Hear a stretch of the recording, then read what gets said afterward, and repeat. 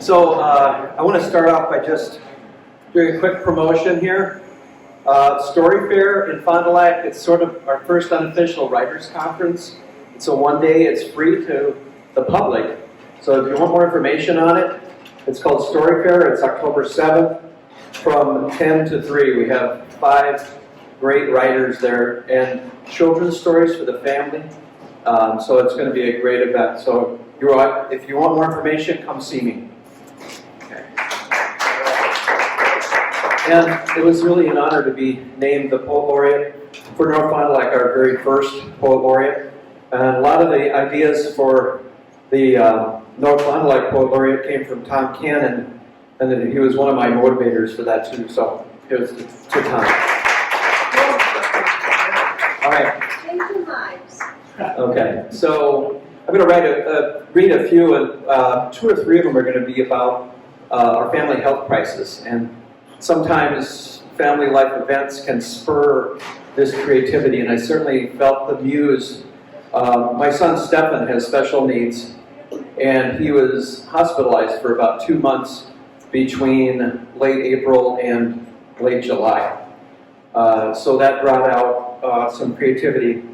This first poem I'm going to read to you is about our son Ryan, our older son Ryan, who volunteered to stay overnight with his brother the first night because mom and dad were extremely pushed. It's called Our Hearts. It warmed our hearts when you stayed with your brother in this time of need. It touched our hearts to see your heart, full of love and pride and generosity. It warmed our hearts that you let us rest while you held your brother's hand. It touched our hearts to see the real kindness of you, loving, caring, and supportive. There was never a doubt. We knew it all along.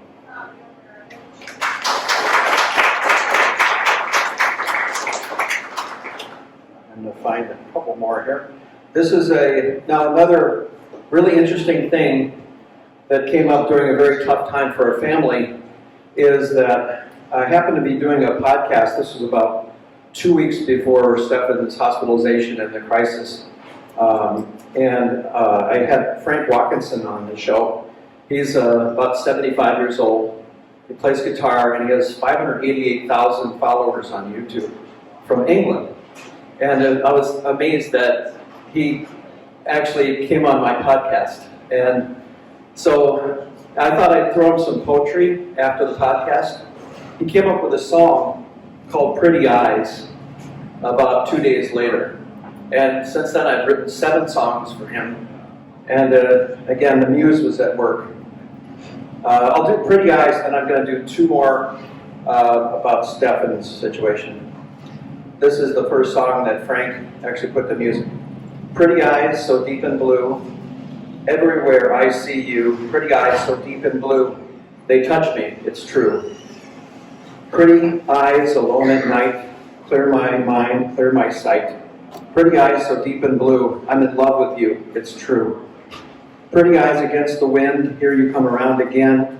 Pretty eyes so deep and blue, I'm in love with you, it's true. Don't waste my days and nights looking for answers, looking for answers. Pretty eyes so deep, so near, I have no fear. Pretty eyes so deep and blue, everywhere I see you. They touch me, it's true. They touch me, it's true.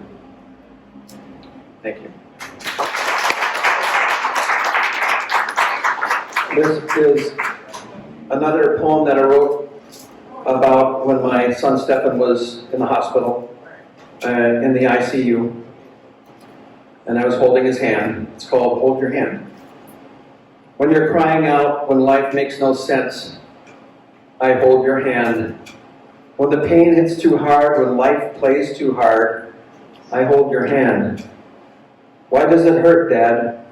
I continue to hold your hand. When you don't understand, when it's comfort you demand, I hold your hand. I hold your hand. I hold your hand to tell you I unconditionally love and understand. When you feel lost and lonely and scared, I hold your hand. I hold your hand. I will be there to tell you it's okay. I hold your hand. I hold your hand. Thank you. And my last poem here, again about Stefan. And this was at a time when we thought we might have lost him. Came pretty close. This is called It's You, which Frank, he put the music for me too. It's called It's You. We will find the answer for you sometime. We will find the answer. It's gray sometimes. Don't lose hope. We're just about there. Don't lose your faith. Cave into despair.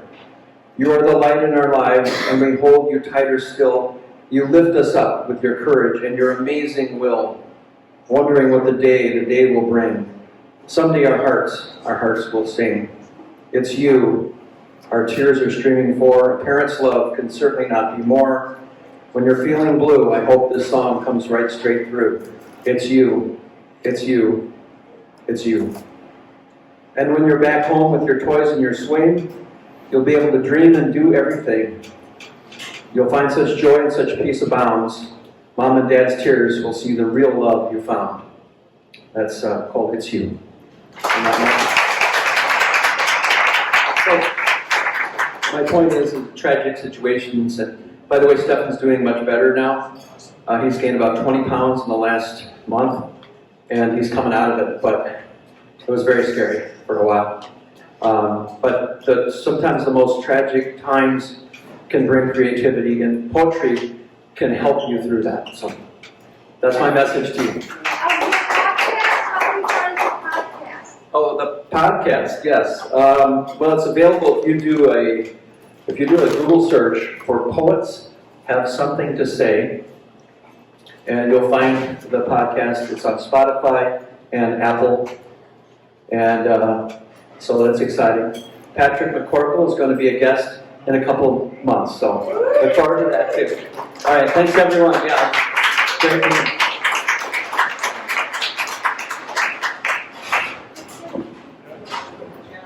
Very well said, Jeffrey. And the only thing to add to that is poetry, during those times like that, can kind of pull out thought. You're just a puddle of thoughts. And it can help you really kind of organize it and pull some things that's bothering you that you don't even know about, and maybe pull out a little bit of hope. So thank you for sharing. Okay, the next up is somebody who is in this book. I arranged the book because I kind of have control issues, I guess. And at the end, Patrick's poem or little piece is the last part because it's about writing, inspiring. But for a long time, it was Bernie's poem that I wanted at the end because it was a good poem, great message. And Bernie, why don't you come up and read now, please?